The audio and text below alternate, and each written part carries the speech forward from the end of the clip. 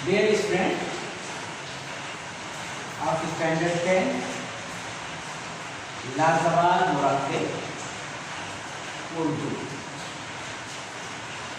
तो ये अफसाना इबरत जिसे आप लोग पढ़ रहे थे ये खत्म हो चुका है। आज हम उसमें से उस अफसाने का एक पैराग्राफ, एक इबारत देते हैं और फिर उससे मुताल्लिका सवालात। जो पैराग्राफ हम लिखने जा रहे हैं या बताने जा रहे हैं आपको, वो है अफसाना इबरत का सफ़हा नंबर 11, थर्ड लास्ट पैराग्राफ। उसकी कुछ सतरें हम पढ़ देते हैं। और सब लोग तो नींद में गाफिल हो गए। पैराग्राफ यहाँ से शुरू होता है, और सब लोग तो नींद में गाफिल हो गए। और ये पैराग्राफ खत्म होता है, आज उसकी अहमियत के कायल थे। ये पैराग्राफ आपको अपनी किताब लाजवाब मुरक्कब से सफ़हा नंबर 11 आपको लेंगे। ये थर्ड लास्ट पैराग्राफ ये है और ये पैराग्राफ आपको लिखना है। हम उससे रिलेटेड, उससे मुताल्लिका सवालात हम यहाँ पर लिखते हैं, जिसे आप नोट कीजिए। और वो पैराग्राफ जिसे आप नोट करेंगे, ये सवालात उसके नीचे आप अपनी नोटबुक पर लिखिएगा। ये आपका होमवर्क है या क्लास वर्क है, जो भी आप समझें। लेकिन जो भी पैराग्राफ हम देंगे, आपको जिम्मेदारी के साथ और पाबंदी के साथ उस पैराग्राफ को लिखना है और रिलेटेड क्वेश्चन को लिखना है और उसका जवाब पैराग्राफ या पूरे अफसाने में जहाँ पर भी आपको मुनासिब उसका जवाब नजर आए, आपको लिखना है। तो ये पैराग्राफ, और सब लोग तो नींद में गाफिल हो गए, ये यहाँ से शुरू, ये पैराग्राफ की पहली लाइन है और आखिरी लाइन आज उसकी अहमियत के कायल हुए, ये आपको लिखना है। यानी सब लोग नींद में गाफिल हो गए यहाँ से, और आखिरी जुमला आज उसकी अहमियत के कायल हुए। ये पैराग्राफ आप लिखिए। हम रिलेटेड, हम मुताल्लिका सवालात लिखते हैं, उसे आप नोट कीजिएगा। उसी पैराग्राफ के नीचे आपको लिखना है। अब मैं सवाल लिखता हूँ।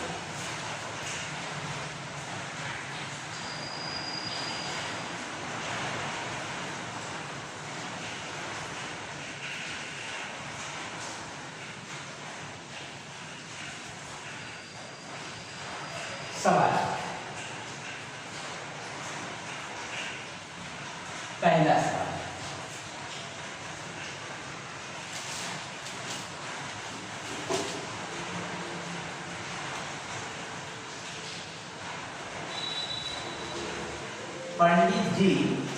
पंडित चंद्रधर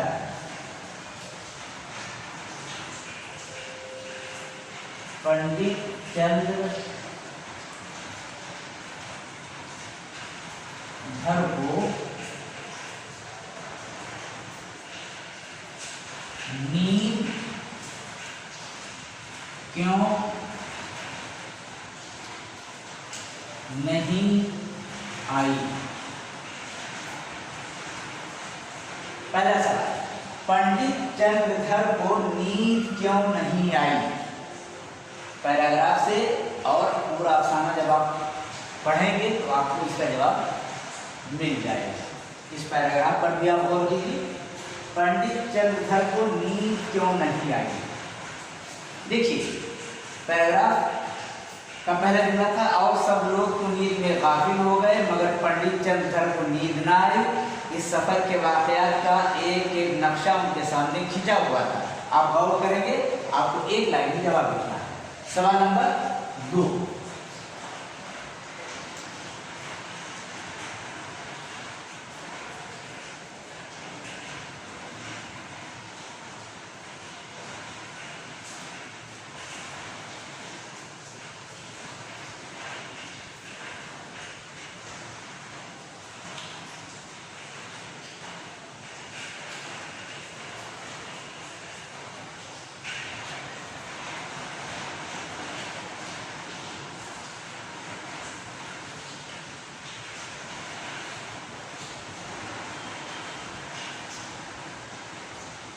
कुव्वते इम्तियाज।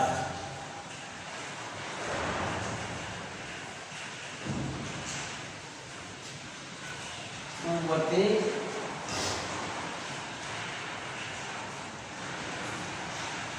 इम्तियाज का क्या मतलब है? कुव्वते इम्तियाज का क्या मतलब है? हम फिर भी ये थोड़ा सा मुश्किल है।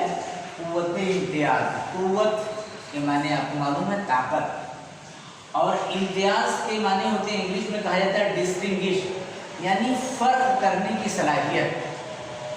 उनके जो दो साथी थे, एक साथी करत थे, उनके एक दोस्त दारोगा थे और ये टीचर थे।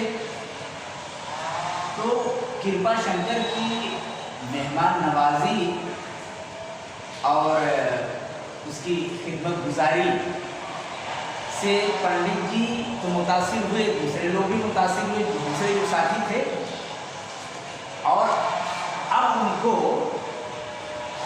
ये मुकाबला करने का, मुआवजा करने का मौका मिला कि तीनों के पेशे में क्या फ़र्क है और ये पेशा आदमी को कितनी इज्जत दिलाता है और कितनी जिल्लत दिलाता है। तो पेशे पेशे में जो फ़र्क होता है, अभी तक वो इस पेशे से बहुत चिड़े हुए थे, बेजार थे, लेकिन आज कृपा शंकर की मेहमान नवाजी से वो इतने मुतासिर हुए, आज उनको मालूम हुआ कि हमारा जो तदरीस का पेशा है, जो तालीम का पेशा है, जो पढ़ाने का पेशा है, ये और पेशों के मुकाबले में कितना अफजल है, कितना बरतर है और कितनी इज्जत देने वाला ये पेशा है। तो उन्होंने अभी तक कंपेयर करते थे, लेकिन दूसरे डायरेक्शन में आज बहुत ही सही उन्होंने मुआवजा किया, उन्होंने मुकाबला किया, और आज वो इस नतीजे पर पहुँचे कि नहीं, मेरा पेशा ज़्यादा मुक़द्दस है, ज़्यादा अफजल है, ज़्यादा बेहतर है। तो मैंने सवाल पूछा है कुव्वते इम्तियाज का क्या मतलब है, यानी फ़र्क करने की सलाहियत, दो चीज़ों या कई चीज़ों के दरमियान में फ़र्क करना। तो वो दारोगा जी थे, वो पुलिस डिपार्टमेंट में थे, एक मुंशी बीजनाथ थे, वो कलर थे, और ये टीचर थे। तीनों का अलग अलग पेशा था, अलग अलग मसरूफियत थी। तो इन तीनों में फ़र्क क्या था? आज उन्होंने जब फ़र्क किया तो उनको ये नज़र आया कि टीचिंग के जॉब से, टीचिंग के अमल से बेहतर कोई अमल नहीं, उससे बेहतर कोई पेशा नहीं। तो कुव्वते इम्तियाज का क्या मतलब है, ये एक दफ़ा फिर आपको हम समझा देते हैं। तो इसका आपको एक दो लाइन में जवाब देना। तीसरा सवाल,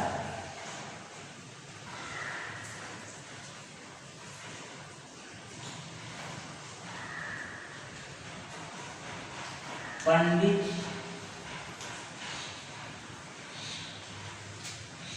जी के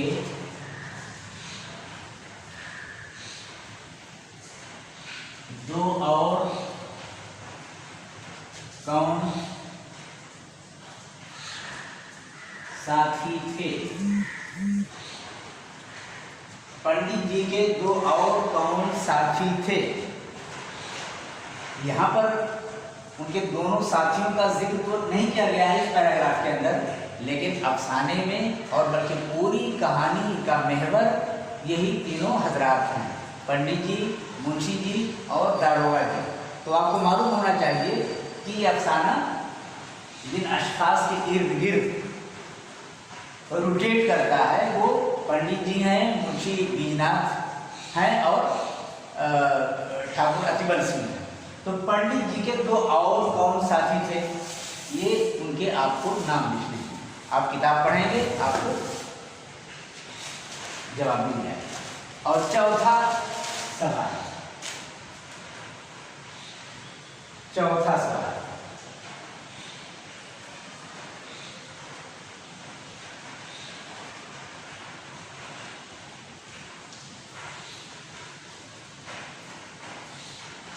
कृपा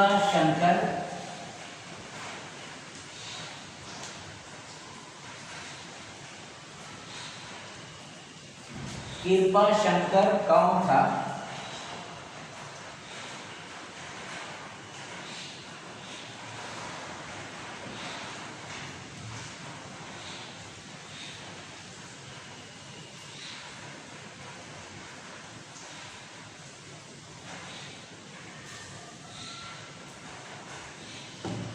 उसने क्या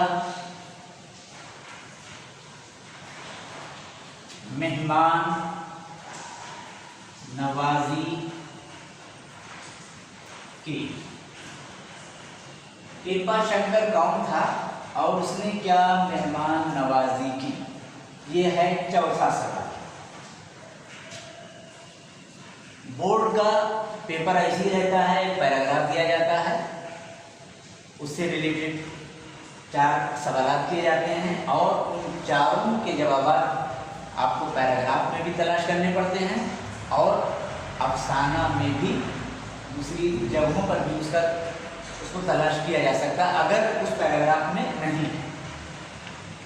तो ये एक दफ़ा फिर हम पैराग्राफ की तरफ इशारा करते हैं। पैराग्राफ है और सब लोग तो नींद के गाफिल हो गए, ये पहला जुमला है। यहाँ से शुरू होता है, सफ़ा नंबर 11 से 3rd लास्ट पैराग्राफ है और आखिरी जुमला है आज उसकी अहमियत के कायल हुए। तो ये 1 2 3 4 सत्रों पर मुश्तमिल यह पैराग्राफ है, छोटा सा पैराग्राफ है और उससे मुताल्लिक़ 4 सवाल हैं जिनके जवाब आपको तलाश करने हैं और 1 लाइन 2 लाइन में उसके जवाब आपको लिखने हैं। बहुत टू दी पॉइंट जवाब होना चाहिए, बहुत साफ सुथरा जवाब होना चाहिए। इसके बाद हम खत का नमूना समझाएंगे कि खत कैसे लिखा जाता है और खत के क्या अज्जाए तरकीबी होते हैं, कौन कौन से हिस्से होते हैं खत के। तो आप लोग ये लिख लीजिए, उसके बाद फिर हम खत का नमूना और फिर आपको होमवर्क के तौर पर एक हम खत लिखने के लिए भी एक काम देते हैं, एक होमवर्क के तौर पर असाइन करते हैं आपको। तो इसे ढूंढते हैं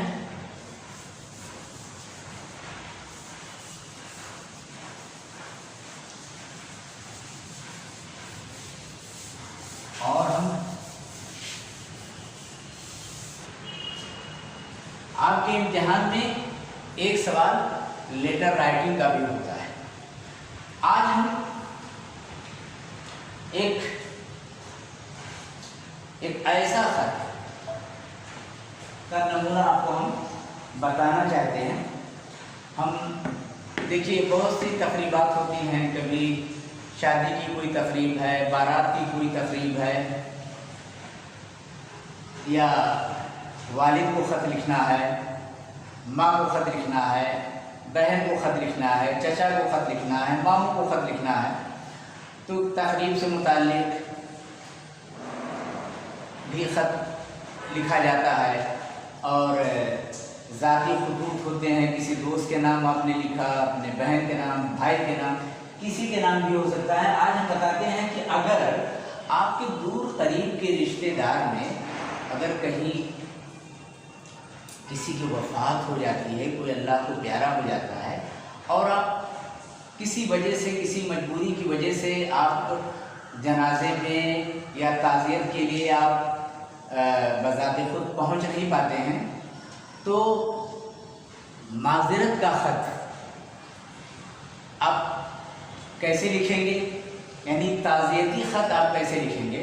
तो ताज़ियती ख़त का आपको सबसे पहले हम उसके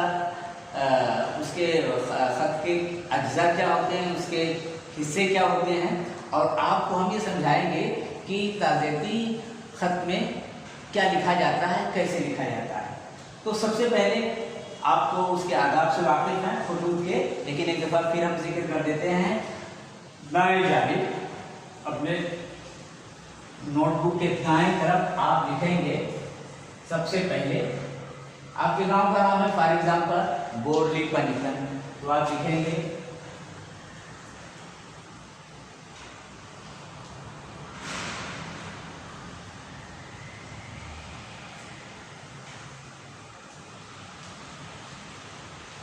अज बोरली पंचतन।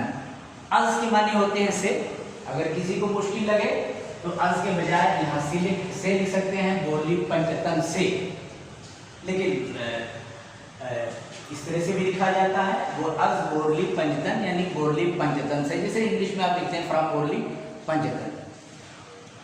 तो ये तो आप जब खत किसी को लिखेंगे, ताज़ियती खत हो या किसी भी तरह का खत हो, तो राइट साइड में दाएं जानिब आप जो है जहाँ से आप खत लिख रहे होते हैं उस मुकाम को आपको लिखना होता है, और उसके नीचे आपको तारीख लिखनी होती है।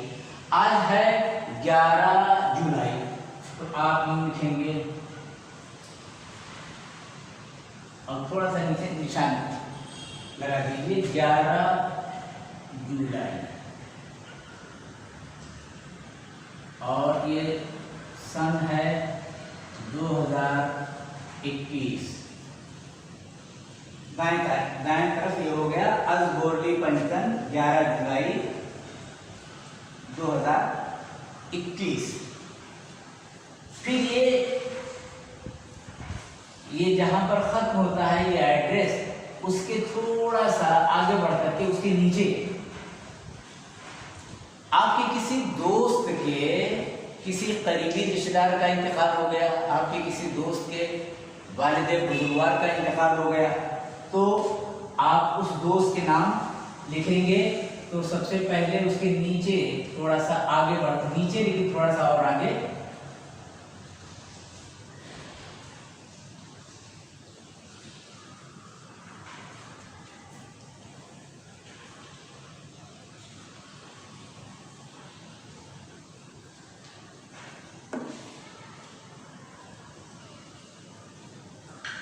मेरे मुखलिस दोस्त, बहुत से अल्फाज हो सकते हैं।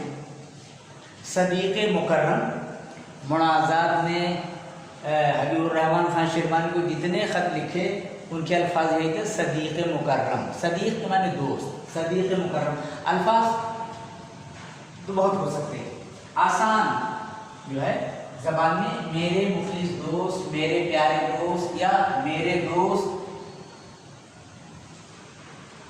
उसके बाद उसके नीचे लगभग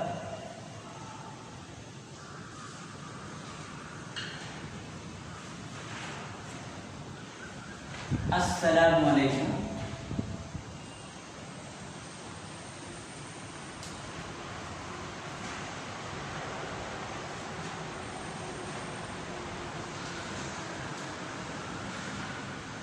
अस्सलामु अलैकुम व रहमतुल्लाहि व बरकातुहू। ये मुस्लिम तहजीब, इस्लामी तहजीब के बाद से अस्सलामु अलैकुम व रहमतुल्लाहि व बरकातुहू। लेकिन आदाब भी लिखा जा सकता है, मेरे मुखलिस दोस्त अस्सलामु अलैकुम व रहमतुल्लाहि व बरकातुहू, और आदाब भी लिखा जा सकता है। वो फिर किसी खास कल्चर से फिर वो मुताल्लिक़ नहीं होता है।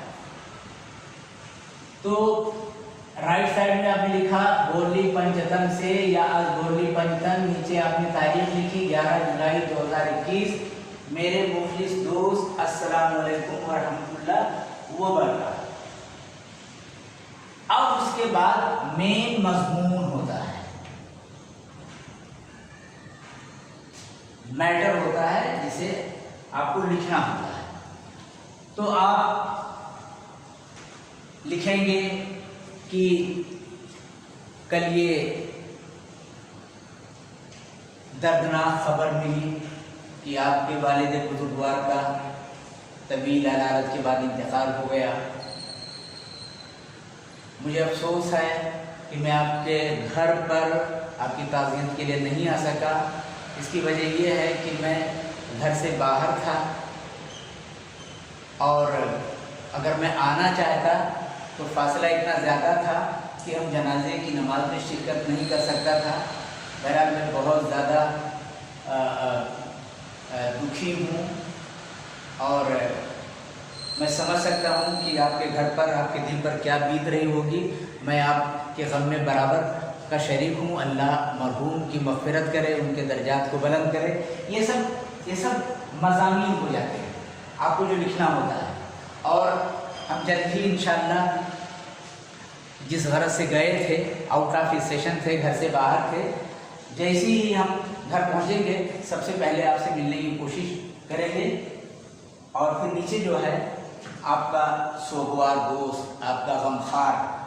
अब ये तो मजमून हो गया, और ये जो मजमून आप शुरू करेंगे खत का, तो पहली लाइन तो रहेगी, और दूसरी लाइन क्योंकि पैराग्राफ छोड़ना पड़ता है तो दूसरी लाइन हो गई, तीसरी लाइन हो गई, चौथी लाइन हो गई, पांचवी लाइन हो गई।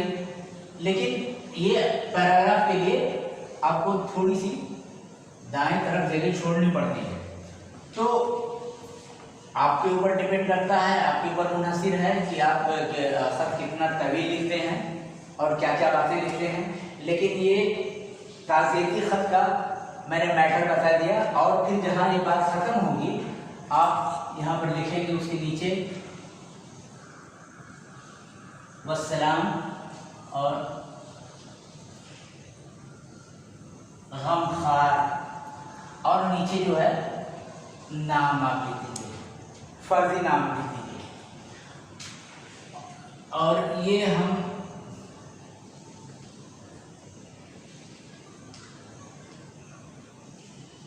ताज़ियती खत का ये नमूना, उसके नमूने की हम तशरीह कर रहे थे कैसे लिखा जाता है। तो दाएं तरफ आप एड्रेस लिखेंगे, आप पता लिखेंगे।